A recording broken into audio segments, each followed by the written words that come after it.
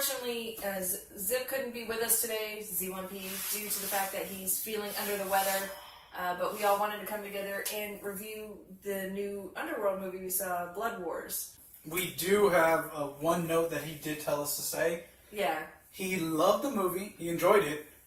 He just thought it was rushed at some points, and it also felt slow at random points. I was going to ask that. It's like, anybody else feel like this movie's moving a little too fast?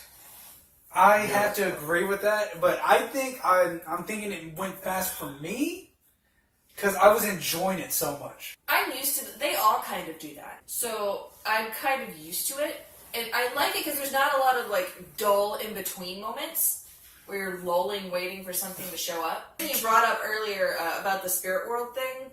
Yeah. Didn't it seem that came out of nowhere? I feel like they're going to touch more on that in the next movie. Because to me, there's going to be a next movie. It felt like a lot of... three more. This spoiler alert.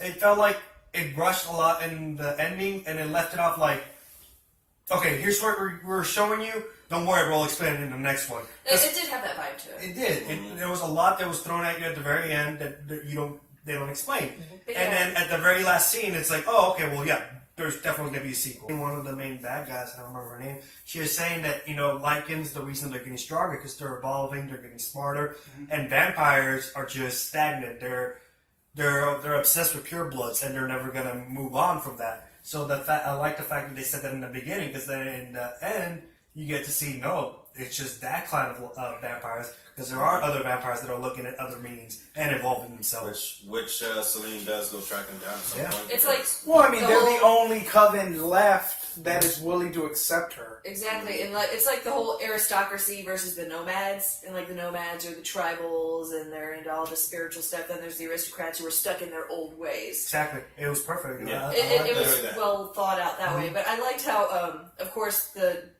movie trope typical of, she went through the spiritual journey, she came back just in time to save the day. Literally, it happens. She Goku'd this shit. She Goku'd this shit. Yeah. Like, they're like having a hard time, they have new weapons that are fucking them, there's some deleted. There's some deleted scenes that we can incorporate into like an '80s montage. Probably. Like just like montage. I will say that I was surprised. Transformation montage. Was I the only one that found it weird that she showed up with just a fur coat? She had to do that because of sexiness. But there's no reason. Make it. There is no reason. He has so many holes in this story, in this movie, where you're just like, how does that make sense? What the There hell could have been 30 minutes more of this movie, they spread out through the entire film. It's all the between the panel stuff. This happens. Yeah, go into my rating for this. For me, it's not what I would see right away in the theater, honestly, especially if you've seen all the other ones. We didn't see it in 3D either, but there's nothing specifically about it that you would have to be in the ambiance of a theater to fully enjoy. So I would just say Netflix it, just based on the fact that you could watch it at home, it's cheaper, and you still get the awesome experience of the story. You don't have to pay all the money for that.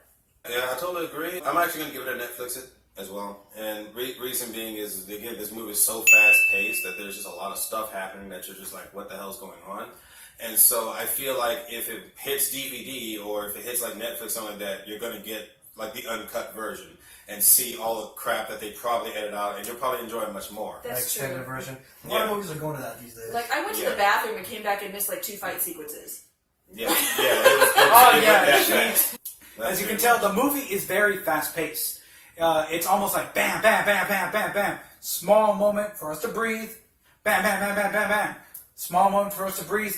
And then that's it. By that time, the movie's over. So it's like horny teenager sex. Exactly. But,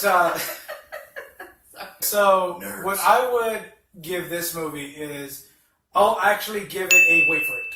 I would say wait for it. I'm not saying for you to Netflix this, but it is a movie that I would recommend you go watch in theaters. I wouldn't really recommend this to go in full price, even for fans of the movie. The storyline is pretty good. There are some bits that are rushed and storyline plot holes, but that's going to be with every movie in this day and age. It's not taken care of like it used to. The fight choreography is great, despite the CG with the Lycans. Honestly, like I said, I say wait for it.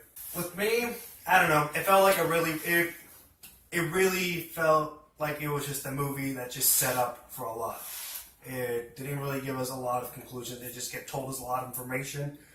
Yes, it gives a lot of action, and you get to see some little. You get bad guys, and yeah, you get to see them get killed and this and that, and you get closure with them.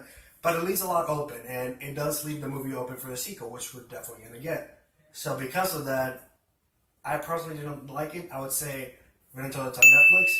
If you're a fan of the movie and like movie series and you love it, and I know there are people out there that do love it, then yeah, well, rent it. By the way, hands down, probably my favorite character in this whole movie, like side character. Tech Lycan? Tech Lycan. Tech Lycan. Her name in the credits is Tech Lycan. And we thought of like an old 90s Swedish house group.